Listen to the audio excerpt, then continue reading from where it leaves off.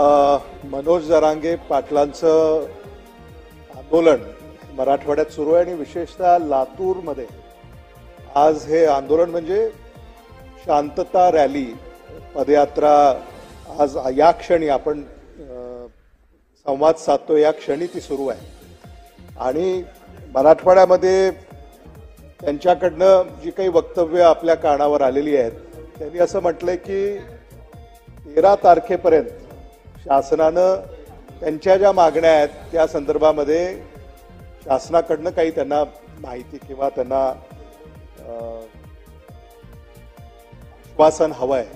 कारण आरक्षणाचा पेच अजून जो काही सुटलेला नाही आहे. म्हणून आपल्या माध्यमातून शासनाला आणि लातूरचे पालकमंत्री आदरणीय गिरीश महाजनजी सुद्धा या ठिकाणी आहेत, त्यामुळे त्यांना माझी अशी विनंती आहे की आज जी काही